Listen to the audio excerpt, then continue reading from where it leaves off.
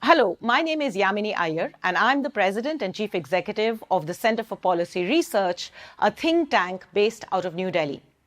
My own research has focused over decades on the question of how to understand why education systems in many parts of the world, and for me most importantly in my country in India, find themselves caught in low capability traps. And as Lan Pritchett had talked to you in some of his the earlier lectures in Unit 1, why is it that they cohere around goals that are not quite the core purpose of what an education system is, the core purpose of ensuring that all children learn well. I'm going to try and walk you through both an understanding of what is it that drives education systems to find themselves caught in these low capability traps on the one hand, but also walk you through what it takes to try and transform education systems. Lance spoke with you about the challenge of education reforms that often tend to focus on the issues of technocratic changes that need to be made in education systems, but don't necessarily look at the overall context of the education system and how that context shapes how these technocratic reforms are actually understood, interpreted, implemented, and eventually lend themselves to change on the ground. I live in the city of New Delhi, and I, along with my colleagues Vincy Davis, Tanya Kapoor, Gokul Gokulnath, had the privilege of witnessing and documenting an effort by the government of Delhi to transform the education system in India. In the city of Delhi, not quite India, that's a long call. And what I'm going to try and do is to both give you a detailed insight into what the education system looked like where reforms were then introduced, and how these reforms sought to transform the pathologies of that education system that had led it to be caught in this low capability trap. My attempt is going to be able to show you why we need to understand education systems as a whole, and why our discourse on reforms needs to recognize the centrality of these systems, the drivers of their low capability operation, and the drivers that keep them stuck in these low capability traps. Because ultimately, change can only be embedded in the long term when these drivers transform themselves. I will try through this case study to walk you through certain theoretical concepts too, many of which you will be hearing or have already heard in lectures by other lecturers through this course, so that you can also see how important it is to think analytically as we try and understand how education systems work and understand what it takes to drive change in these education systems. So let me begin with three key theoretical concepts that I found useful in trying to understand and make sense of the realities that I saw on the ground in Delhi's education system, and if I may venture to say, actually India's education system. The one really important thing that James Wilson reminds us in his seminal work on bureaucracy is that bureaucracy as an organization is not a black box. Its function and its behavior is actually a function of belief systems, attitudes, professional norms of the individuals that people the bureaucracy. And it is these belief systems, attitudes, and institutional norms that intersect with organizational systems within which they are located to create a certain behavior of how things get done and how things get implemented. So first things first, remember that an education system as a concept includes both how the system is organized, what are its hierarchies, what are its formal rules, what are its formal processes. But those hierarchies, formal rules, and processes actually get implemented through the intersection of, or the reality of what these actually look like, are a consequence of belief systems, attitudes, professional norms of individuals that people the system, and that intersection and interplay. The second concept that I found very useful is Grindel's concept of mission mystique. Grindal studied 29 bureaucratic organizations in bureaucracies not very different to India's, which were caught in different ways in low capability traps, and found that even in these low capability trapped bureaucracies, you will always find these islands of what I call islands of excellence or islands of effectiveness. And she identifies that the core of these islands of effectiveness, the core difference is that these islands of effectiveness have a certain kind of mystique, what she calls a mission mystique, where the normative goals and purposes of the organization are aligned to the organization and to the organizational culture, and which together are aligned with the broad goal and purpose for which the organization exists in the first place. Everyone together is working collectively towards achieving that goal and purpose, towards achieving the mission of that organization. And it is that mystique that drives the organization to work in a particular way. A third concept, which I will refer to again and again, is the concept of legalistic norms versus deliberative norms. This is an idea, a framework that was built by the political scientist Akshay Mangla, who was studying the Indian bureaucracy, looking specifically at the informal norms that drive behavior of bureaucrats within bureaucratic systems. He makes a very interesting distinction between what he calls legalistic norms of bureaucracy, bureaucracies that function essentially in the narrow prism of rule following, where rule following becomes the norm, becomes the purpose. So the mystique of the organization is really about following the rule, have I met the rule, rather than what outcome the rule is going to lend itself to. And there is very little attempt at trying to understand how to work rules around the purpose for which the organization is actually set up for. So these are bureaucracies that work through hierarchies, that follow rules, that in some ways mimic the Weberian ideal of a rational legal bureaucracy, but they don't necessarily cultivate the bureaucratic ethos. They, in Lant and Michael Woolcock's words, look like a state, but don't necessarily function like a state. He also identifies another kind of bureaucratic norm, deliberative norms. Deliberative norms are found in bureaucracies where rules exist as guidelines or principles that need to be followed, but the focus is on the purpose. And to achieve the purpose, bureaucracies engage in more than rule following. They use rules as a starting point to deliberate, to build dialogue, to build collaboration, to collectively, occasionally even bend rules to arrive at the purpose for which the bureaucratic organization or the bureaucratic mission has been articulated. So three very important things to remember theoretically. Bureaucratic organizations are a function of the formal rules and systems and hierarchies of bureaucracy, but they operate on the basis of an intersection with belief systems, attitudes, professional norms. That organizational purpose forms the core of how all of this coheres.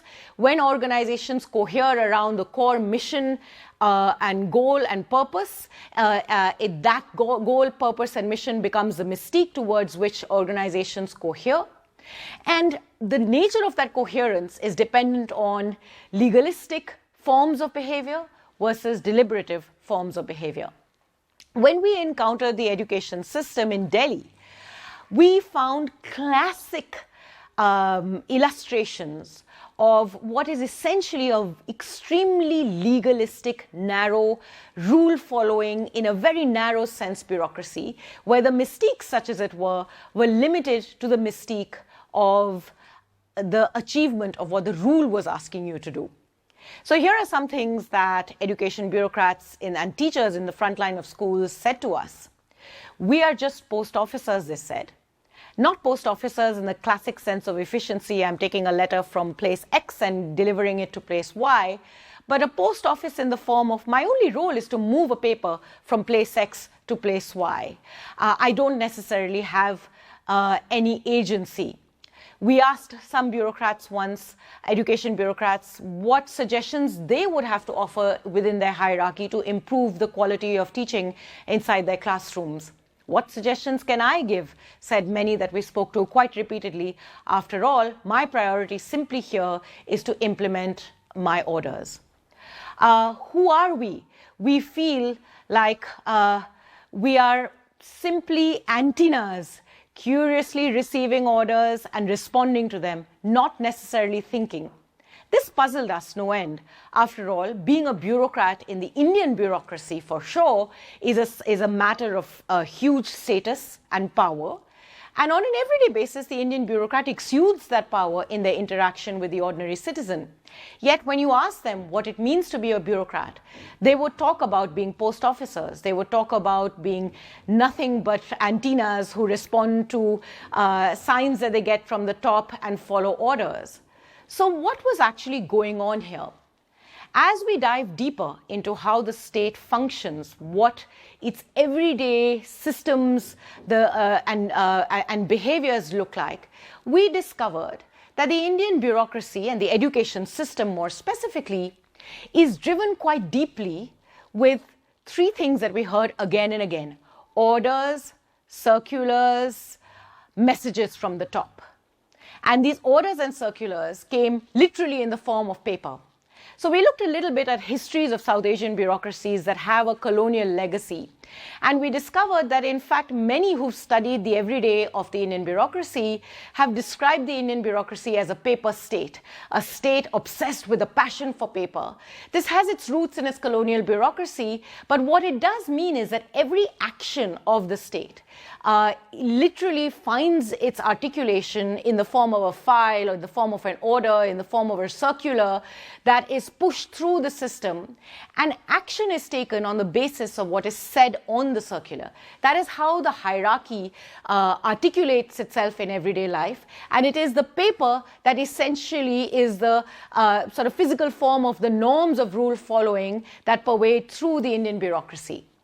In some ways, this is a very classic form of what Dan Honing has called, and you've probably been listening to his lectures too, the root X management philosophy. It is a philosophy that is embedded in an idea of hierarchy, top down. That hierarchy is articulated through these papers, these orders, these circulars, these files.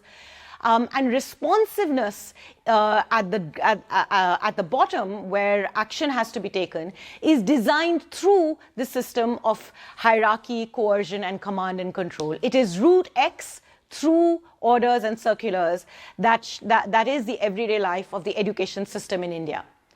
We collected a database of about 8,000 of these circulars over the 3 years that we were sitting in Delhi schools. And one of the really interesting visible forms through which this root X articulated itself was in the language that was used in the circulars. The circulars ordered grassroots bureaucrats in the education system to do things literally using command and control language. It is mandatory, you are directed to, you should do. If you do not do, you will be penalized. Are you not surprised then that the everyday articulation of what it means to be a grassroots bureaucrat in the education system is very much a narrative of being nothing but a post office? I respond to the orders because if I don't, there is the threat of penalty that presents itself. This is root X management in its most classic form. One of the consequences of that, in terms of how it shapes the belief systems and the attitudes of education bureaucrats, is that in some ways it makes the government, with all its power and ability to get things done internally within its hierarchy, as something that is very distanced from the bureaucrat at the ground who's meant to implement things. One of the bureaucrats we spoke to in a different setting, but we heard this again and again in Delhi as well, when we asked what can the government do to improve learning for students that come to government schools, shrugged his shoulders and said, well, if the government wants, it can do a lot. And we puzzled over this because for us, the person we were speaking to is the government. So why is it that the person inside government thinks of herself as being so distanced from government? Well, it's because that person in this hierarchy of and in the context of root X management has very little agency to get things done. It also means that they view their jobs very much as something that is simply restricted to being passive recipient of orders. We'll do what we are asked to, rather than being active agents of change. I'm here to change and improve the quality of education inside my classrooms. Now, how does all of this cohere inside of the classroom? Here is a quick example of what a typical classroom in Delhi and indeed in many other parts of this country look like.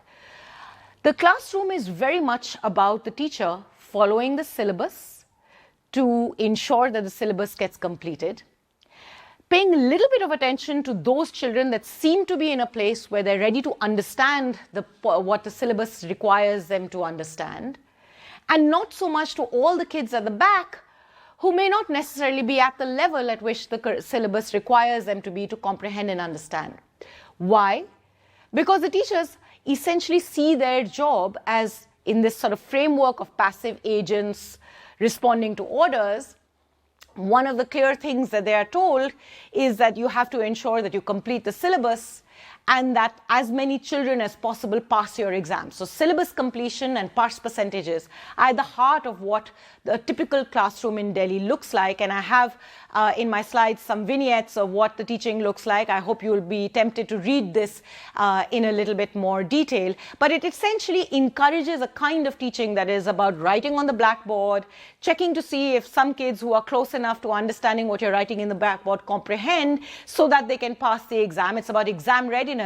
And the children far at the back who may not have actually acquired the readiness to understand the syllabus are mostly ignored. This is at the heart of the learning challenge that the Indian education system confronts.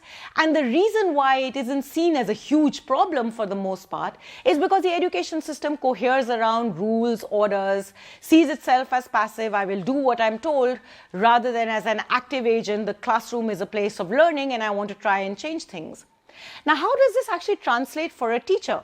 Well, we interviewed and did surveys of teachers to try and understand teacher perspectives. One of the big challenges for teachers in this system of passivity is that teachers very much view this themselves as having to respond to what is required of them, completing the syllabus and maximizing pass percentages. So teachers told us often, well, I'm very well aware that the learning levels of my students aren't quite at the level of what the curriculum and the syllabus expects them to be at, but I still have to complete the syllabus on time. That's the one thing I've been ordered to do from above.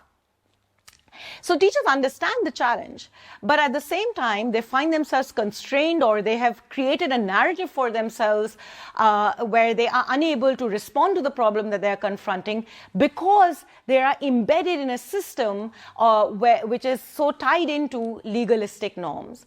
And in these legalistic norms, the question to be asked is, why is it that teachers don't see learning as crucial to the goals of performance that they are supposed to live by? Well, as we discovered through our surveys, it is because, for the most part, teachers are expected to be administrators. Teachers enter, as we discovered through our surveys, the government school system to be teachers. They genuinely articulate a love for teaching. But their lived day-to-day experience is about responding to orders that mostly ask them to comply with various administrative requirements. So teachers think of themselves in a somewhat confused way. As one teacher described it, I've lost my identity as a teacher. I'm not teaching, I'm just doing clerical jobs.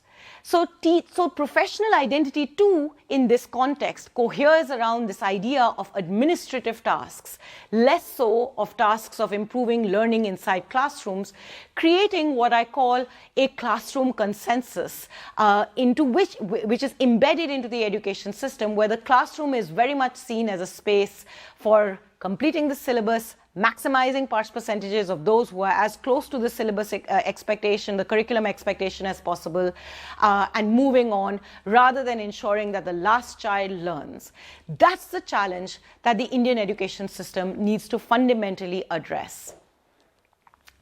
A second important element of this is how all of this then shapes worker motivation. So how does this overall education system shape the life and time of the teachers? in a sense, then the question to be asked is, what are the conditions under which workers work, shirk, or sabotage? Ryan and Decky come up, who've been some of the foremost thinkers on this issue of worker motivation, identify three critical aspects of what actually shapes worker motivation: a sense of autonomy, a sense of competence, and a sense of relatedness. We found, as we looked at the education system in Delhi, that from the perspective of teachers, of headmasters, of frontline bureaucrats who are shaping the everyday life of schools, none of these three conditions were in place. After all, the orders take away any sense of autonomy, the ability to get things done. I know that that children in my classroom are not at the level at which the curriculum expects them to be at, yet I have to race through the syllabus to complete it, because that's the one thing I'm measured on. So I'm not able to fulfill my job with any degree of competence, and my entire identity as a teacher is getting undermined into an identity of being an administrator. So I don't necessarily even relate with what I'm supposed to do with my job. This lack of a sense of autonomy, competence, and relatedness has moved the organizational purpose of the education system into which we entered far, far away from the purpose of the classroom and far closer to the purpose of meeting administrative requirements. And to ensure that administrative requirements are met, the legalistic culture, the legalistic norms privilege that root-X form of management, which further undermines autonomy, competence, and relatedness. So this is the vicious cycle in which the education system in Delhi was caught, and indeed this is the vicious cycle in which many education systems across India and many parts of the world find themselves caught. To reform an education system, you first need to understand what the nature of that capability trap it's caught in, because ultimately change never occurs in a vacuum. Change occurs in a particular context. We need to understand what that context is in order to be able to ensure we know how to shift it, how to reduce the shirking, the sabotaging, and strengthen the working. So let me now talk to you for a few minutes about the reform that we were looking into. So it is in this context that the government of Delhi chose to try and introduce a new reform aimed at transforming this sort of tyranny of the curriculum, syllabus, and pass percentages into which the classroom consensus is locked.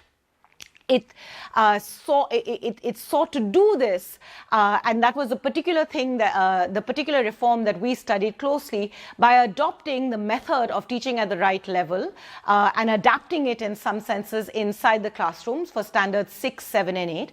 Classrooms were reorganized through the course of the 3 years that we were tracking this into different groups, where groups were designed such that those students who were closer to curriculum level expectations were placed in one kind of classroom, and those children who were further away from curriculum expectations were placed in another kind of classroom, with the expectation that the teacher would be freed of the tyranny of the syllabus to be able to teach children differentially. That was the formal language that was used to bring them closer to curriculum level expectations. So it was essentially a form of teaching at the right level. Before I go into what actually happened, I want to highlight one theoretical concept that helped us, or analytical framework rather, that helped us to understand what the Delhi government was trying to do, what the pitfalls were, and what the levers of change ended up being. I draw here on the work of Gibbs and Henderson, who talk about the idea of relational contracts.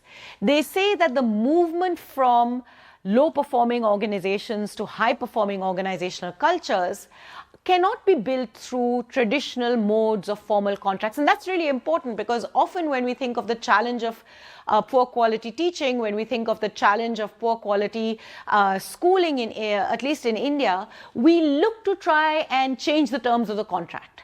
How do you introduce more penalties? How do you introduce more incentives that can be tracked, traced, and monitored in the context of the formal contract? Whereas organizations, as we've seen, operate on the back of a particular kind of culture that generates, and that culture is shaped by the belief systems, the attitudes, the professional identities, which in turn create themselves and reorganize themselves and shape themselves on the back of the organizational system and organizational culture. So how do you shift cultures?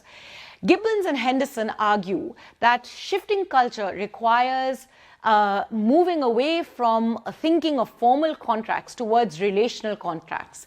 Relational contracts are essentially about ideas of trust, of building shared understandings of what is appropriate behavior, and that in some senses, those shared understandings are enforced and sustained by the shadow of the future. So what the future will hold and what norms will be built around a certain form of behavior is what shapes those that kind of shared understanding. It's difficult to articulate those shared understandings in formal contracts because ultimately these are necessarily agile, necessarily orient themselves to the particular context. What does it mean, for example, to be problem solving in your approach to work?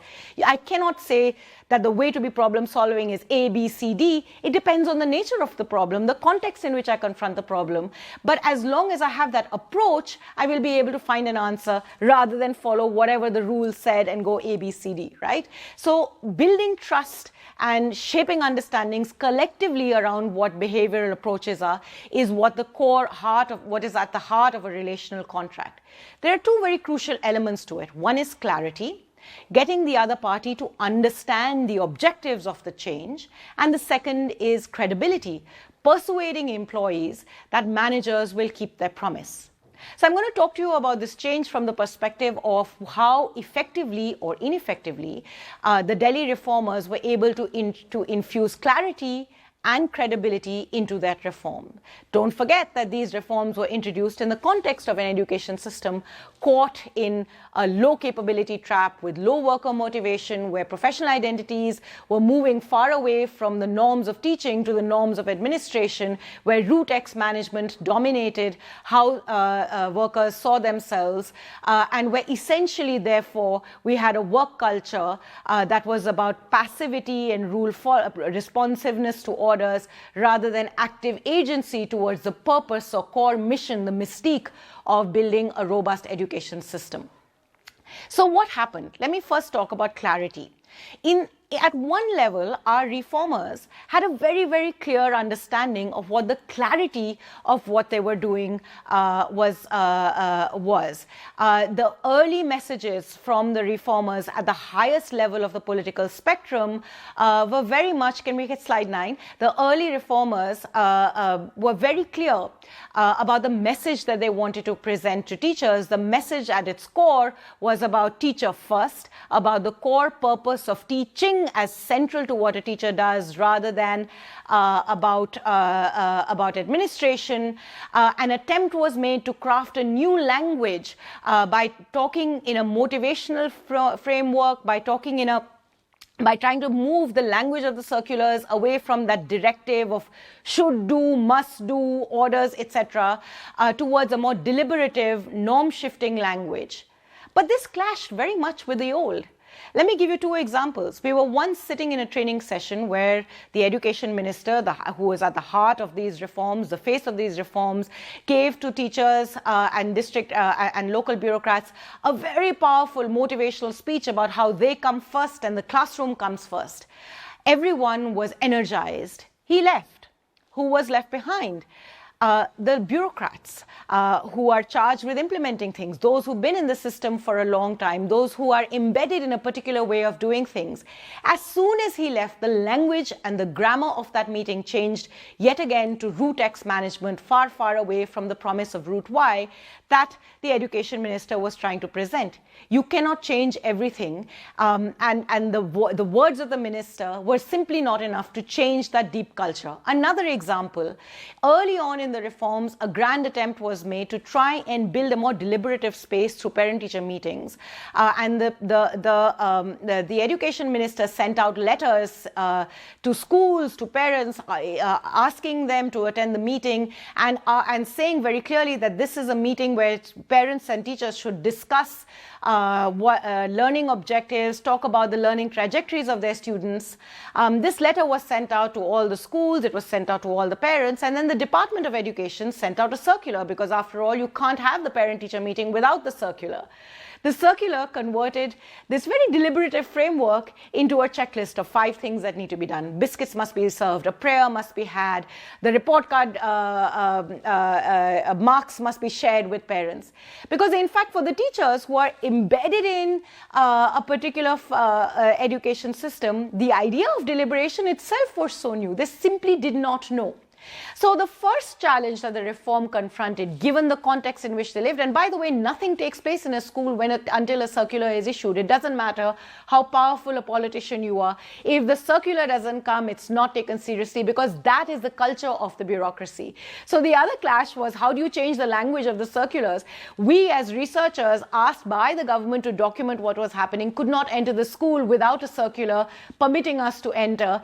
And oh boy, did it take one of the key reformers who was helping to make that circular a reality, to change the language into, please encourage them and talk to them, rather than give them, you are required to give them permission to come and do the research. Even that was in and of itself such a challenge, because there is a culture in which the system works. Changing that is not a matter of change overnight.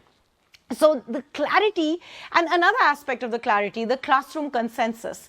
Let's not forget that the classroom consensus of pass percentages in syllabus completion and pass percentages is embedded in a larger social context. As parents too, passing the exam is seen as critical. And in fact, funnily enough, even though this was a program, a reform that was meant to transform the classroom and move it away from its obsession with pass percentages, the point at which education reforms in Delhi became politically legitimate, politically visible, politically viable, and therefore embedded and anchored for the long term was when, by some set of complicated things and a little bit of a miracle, government schools performed far better in the high-stakes class 12 examination than private schools did. Suddenly, everybody began to talk about education reforms in Delhi on the back of pass percentages, examination marks, ironically for a reform that was all about moving away from the obsession, social consensus of the classroom around examinations. And of course, the reformers, for all the talk about moving away from exams, use that, leverage that to build more legitimacy for their work. So the realities of reforms mean you don't always get clarity of objective. Credibility challenge. Now, the idea of bringing students closer to the curriculum level expectations, which is what the core of the teaching at the right level adaptation of what was tried in Delhi, at least that one piece that we studied very closely in Delhi, was discussed through a series of training sessions. And that was a very critical element of the instrument through which the reform was implemented. And in these training sessions, which we observed, you could hear this sort of discourse that would constantly go back and forth between the teachers and the trainers who were trying to push a different way of thinking about education. Here's one example, a training we were observing, and we heard this repeatedly over the years of observing trainings. The teacher is saying, stop racing through completing the syllabus. We need to focus on teaching those parts of concepts and of the syllabus that students do not understand. We need to enhance conceptual understanding. We need to create a more deliberative pedagogy. And teachers would say, yes, that's all very well, but there are consequences to not completing the syllabus. There are consequences to not passing the examination. So how do I balance these two? And to be entirely honest, because of the politics around exams and the centrality of exams, even in pursuing the reforms themselves, it was difficult to find a good way to negotiate these tensions. Equally difficult was the fact that ultimately these reforms were being implemented in the context of a system of a particular kind of curriculum and a particular kind of assessment system that privileged rote learning. So how do you encourage teachers to think about what it means to teach differentially within a particular way against the backdrop of an education system that privileges a certain way in which the classroom is organized? This became a significantly big challenge. And when we observed these classrooms, the classrooms that were supposed to look different, because there was one group of students that were closer to curriculum level expectations, another that were much further, the one thing we found repeatedly is actually you didn't see that much difference in how teachers were teaching. They would constantly focus on syllabus. And at some point, to enable differential teaching, the syllabus was cut. But you know what teachers did when the syllabus was cut? They used that time to in fact do revision classes so that more kids could, through the mechanism of rote learning, pass the examination and move on to the next level, and their own sort of metric of performance could look a little better. So on the surface, you could say neither clarity nor credibility was achieved. This was a failed reform. And here's my last slide, which sort of gives you a broad sense of hope and optimism. It wasn't so bad. Change is, to begin with, about steadying the ship, as one of the reformers said to us in our last interview with her. The education system was locked into such a low-level equilibrium. It was literally like the ship was sinking. You first need to steady it, prepare it, ready it before it can steer a new course. This is a process that takes time, and the key here is to identify levers of change that could enable this movement away from a root X kind of structure, a legalistic environment in which the education system operates, towards a newer, more deliberative, more root Y, one that coheres around the purpose of learning. What we learned through this process is, in fact, very critical levers were identified that enabled the ship to steady itself and begin carefully steering a new course. First and foremost, the deep investment in relationship building, the very fact that everybody from the top of the education establishment, the education minister, all the way down, was constantly moving these reforms or discussing these reforms in a regular way, meant that a dialogue began in the schools. One of our informants said the one big difference between now and 3 years ago is that there is a lot of interaction between school teachers, middle managers, the reformers, and those interactions build an environment in which a discussion on learning can actually take place. This was one of the most critical things we saw, because teachers spend a lot of their time in the classroom chatting and gossiping with each other, and we spent a lot of time observing what teachers were doing in the classrooms. We found that to begin with, there was a lot of resistance, a lot of worry about the syllabus, a lot of worry about examinations. Why are we expected to change? Nothing else around us is changing.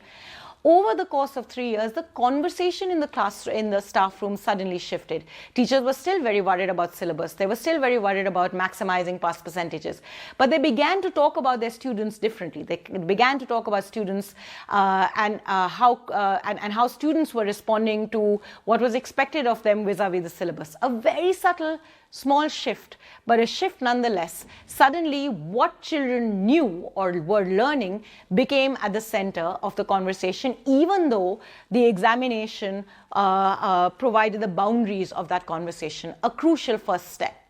The second important thing, the change reform was implemented through identifying change agents, what were called mentor teachers in all the schools. And it was these mentor teachers who were present in schools consistently talking about different aspects of the reforms.